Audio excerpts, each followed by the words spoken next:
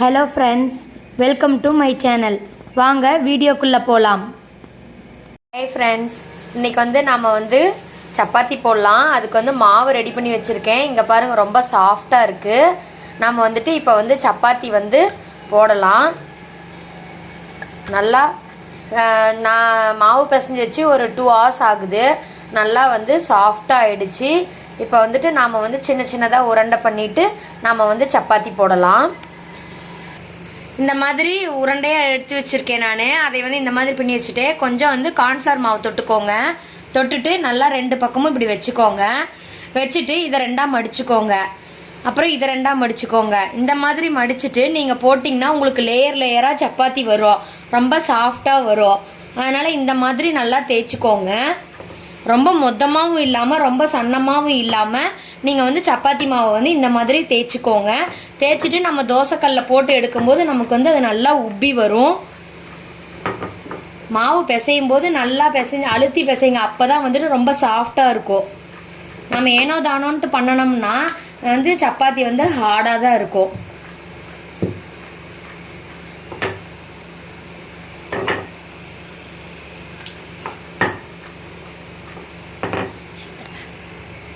இந்த மாதிரி முக்கோணமாக தேய்ச்சிட்டேன். கல் சூடாயிடுச்சு. இப்போ நம்ம இதில் போட்டுக்கலாம்.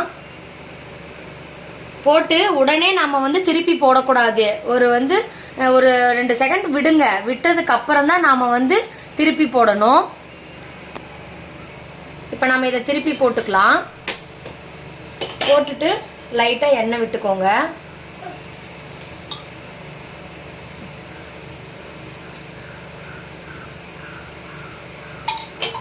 இப்படி இது பண்ணோம்னா இப்போ பாருங்க உப்பி வரும்.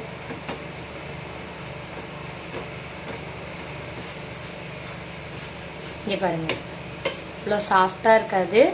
இப்படி நம்ம லேயராக தேய்ச்சோம்னா இப்படி உப்பி வரும். நீங்கள் ரவுண்டாக தேய்ச்சாலுமே நமக்கு உப்பி வரும். நம்ம மாவு பிசையறதுல தான் இருக்கு.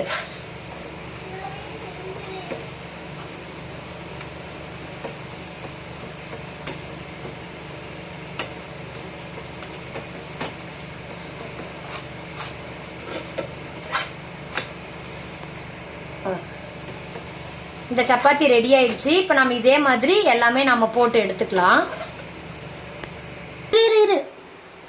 வீடியோ இதையும் நல்லா மாவு தொட்டுக்கோங்க. இதுவும் அதே மாதிரி 2ஆக மடிச்சு அதை 2ஆக மடிச்சு 4 இந்த மாதிரி வச்சுட்டு தேய்ச்சி நம்ம சப்பாத்தி போட்டுக்கலாம்.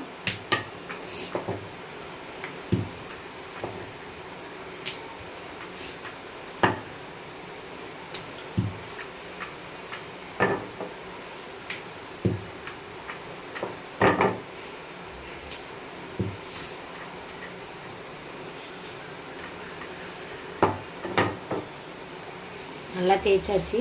ஒரு தோசைக்கல்ல போட்டுக்கலாம். இது போட்டு நல்லா இப்படி பண்ணி விடுங்க. சப்பாத்தி திருப்பிக்கலாம்.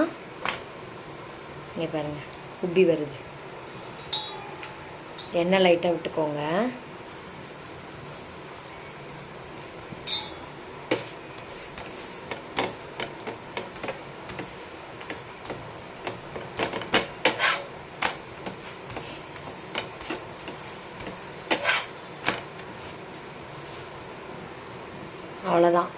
அவ்வளோதான் இந்த சப்பாத்தி ரெடி ஆயிடுச்சு. நம்ம இதை எடுத்துக்கலாம்.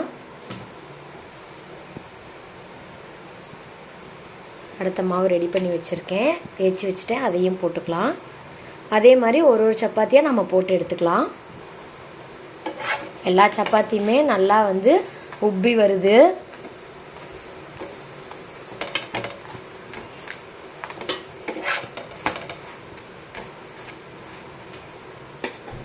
சாஃப்டான சப்பாத்தி ரெடி.